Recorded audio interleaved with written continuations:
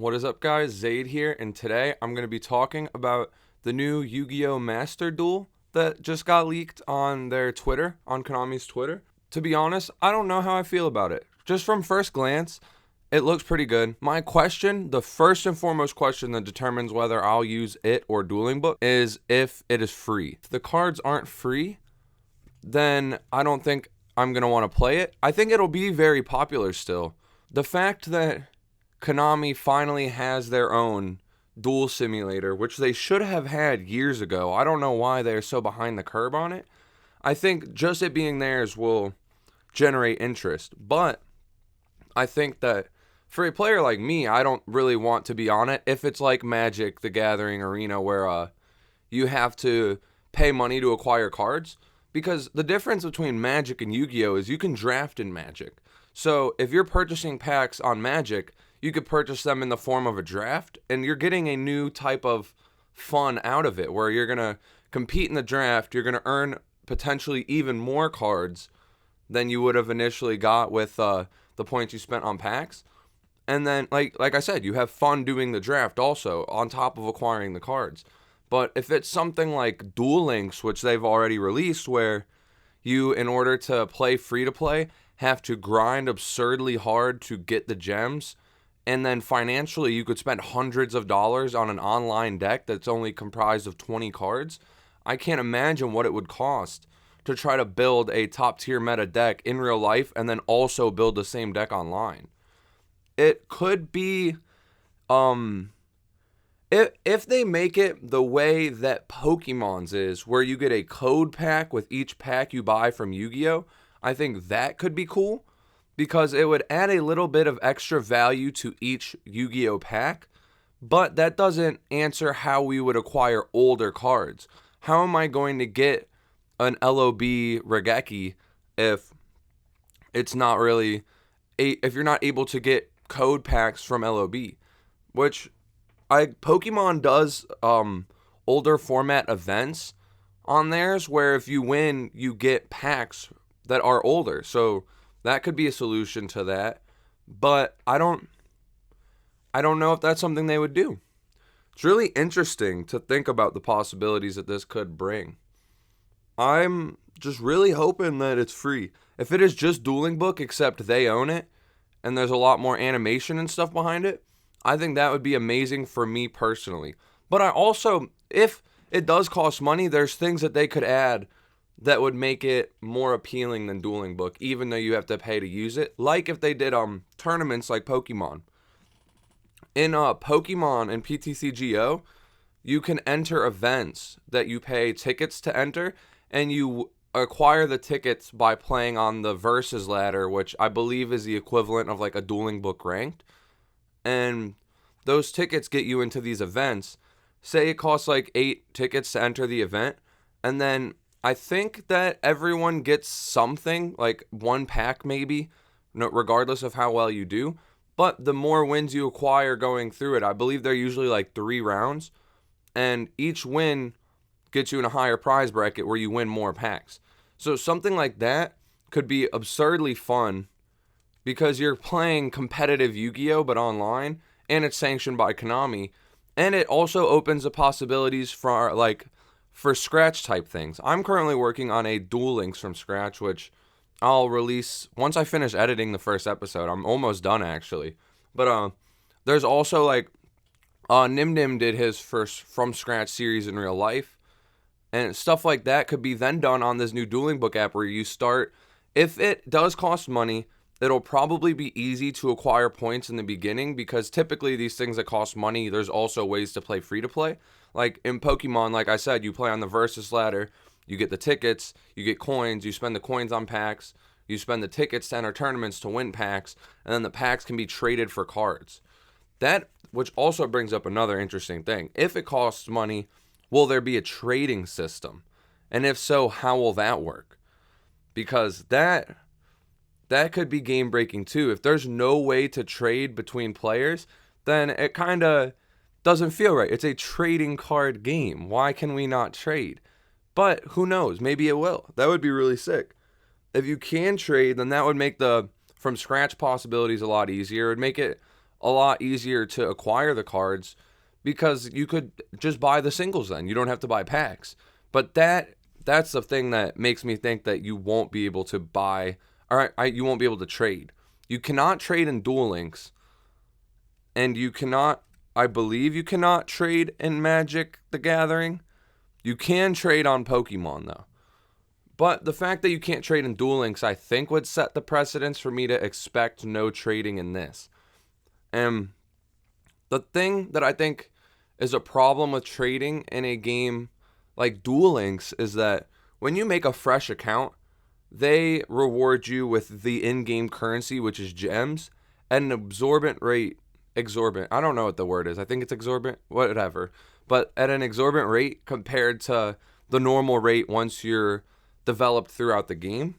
And so if this game's currency, if it has a currency and a trade system, if they do the same thing where they funnel a bunch of gems or whatever the currency is early on into an account's creation, then you could constantly farm new accounts, trade the stuff over to your main account or your mule, and then have all of these cards on one account and acquire them at a much faster rate than anyone that's only playing on one account. It's kind of like RuneScape. Like if you have a bunch of alt accounts running at the same time, I could have like 3 to 4 Master Duel or whatever it was called open on my screen at once and just be farming the points on 4 accounts and then trade everything over to one account. And then once I'm out of that stage where you're acquiring the maximum amount of points, then just create 3 new accounts and then have 3 accounts open and then the main account and just continue to grind and trade over. So if it works like Duel Links, that is where the problem would be in a trade system. But if they put codes into actual packs, kind of like Pokemon, then a trade system would be really cool, because the way that you acquire the packs isn't determined by earning them through gameplay, unless you're earning them in a tournament setting where there is there's no scale. Like how do I word it? If it's in packs, the only way to acquire them is through buying packs, which they are happy if you buy infinite packs. They're making real money doing that. But if you earn the cards through gameplay, like in Duel Links where you complete challenges, then they start off, there's a scale to it where you get a bunch, and then it starts to scale down as the account progresses. But in Pokemon tournament settings, there is no scale. Like a fresh account and a veteran account are going to earn the same amount for winning a tournament. It's still 3 packs or 6 packs, whatever the guaranteed prize support was, regardless of how long the accounts existed. So if it operates like Pokemon, a trade system could be in place and be effective. But if it operates more like Duel Links, a trade system might be detrimental. Is there anything else to talk about in regards to it? I'm wondering how ranked will work.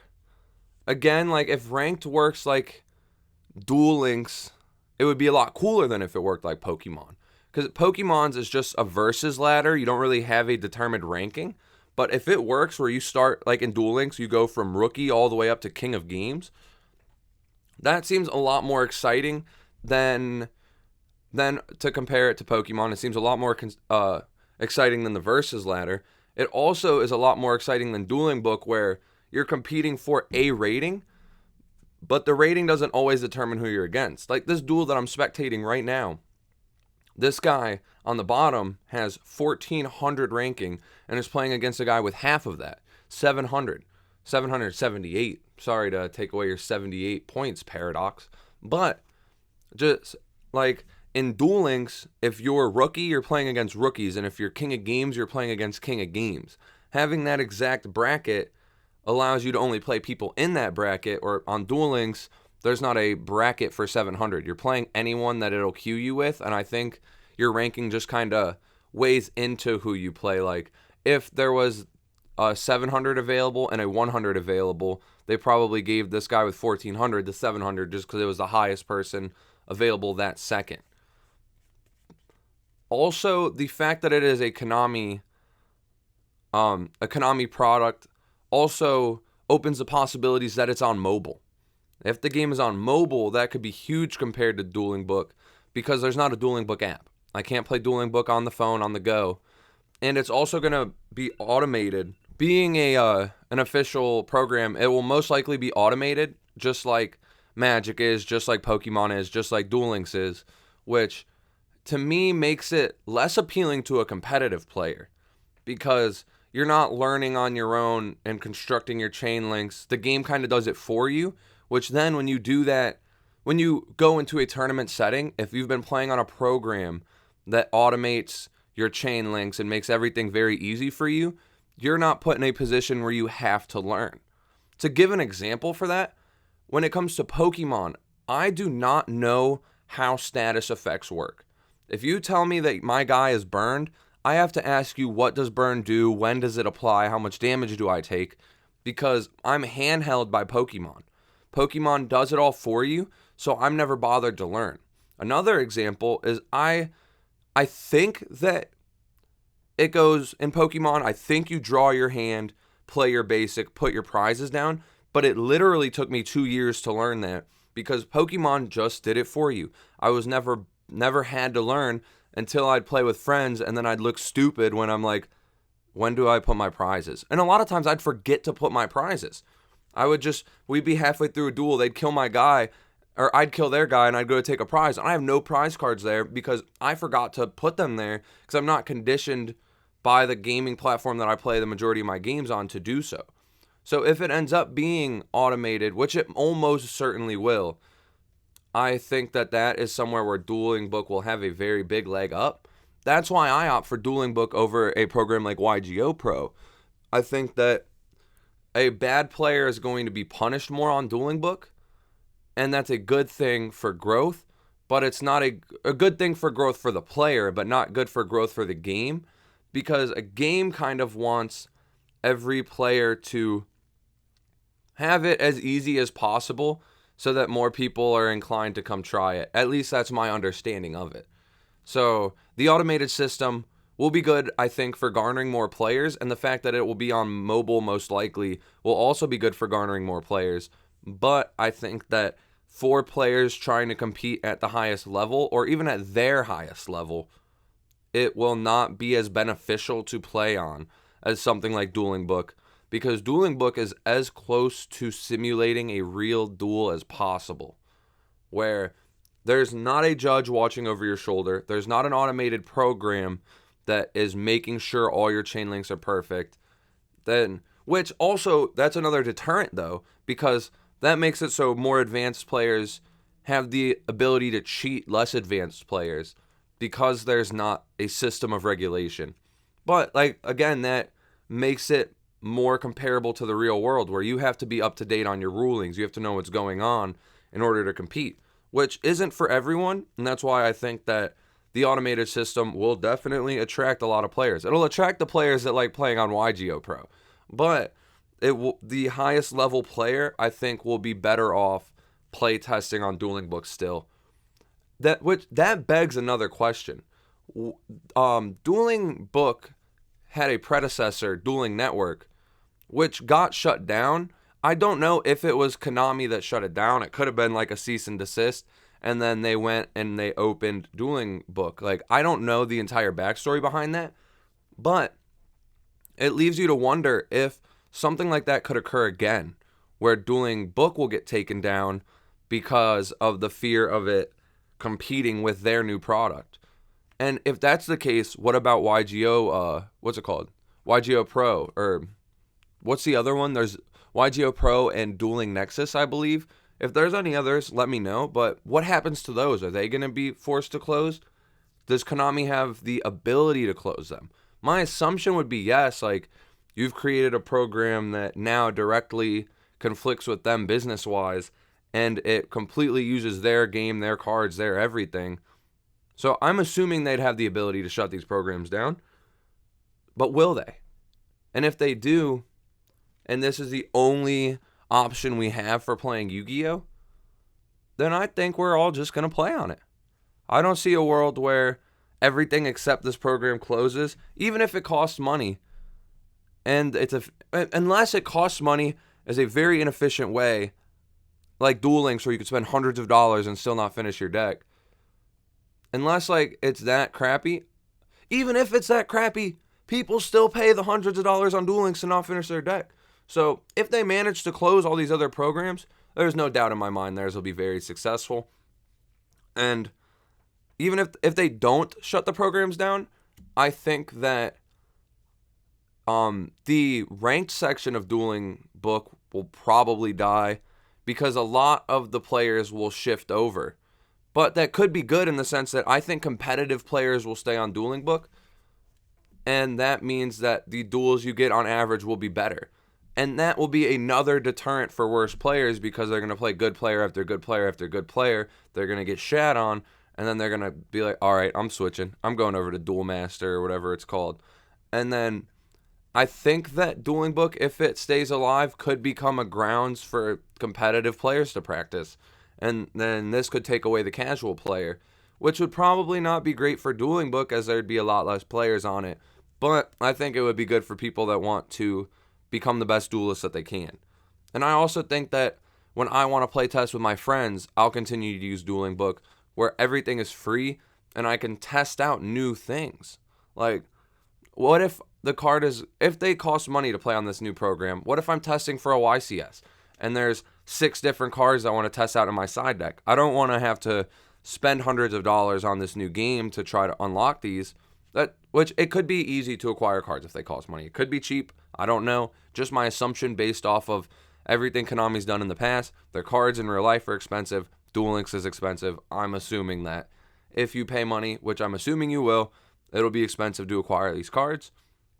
And if that's the case, I don't think it'll be adequate for playtesting for events because I'm going to have to acquire everything that I'd hypothetically want to try in order to playtest for that event. It could be a fun game to play in and of itself, but I don't know if it'll be like Duelingbook where you're gaining information to take into real games of Yu-Gi-Oh. Do I have anything else I want to even say about this? Or is this everything? I think that might be all I have to say right now. So, this is my, I guess, rant in regards to the new Yugioh Simulator Duel Master. If I've said that wrong every time and it's not called Duel Master, I'm sorry. I'll check real quick before I finish this outro. Master Duel. I've been calling it Duel Master the entire time, and the words were right, but it's Master Duel, so forgive me for that.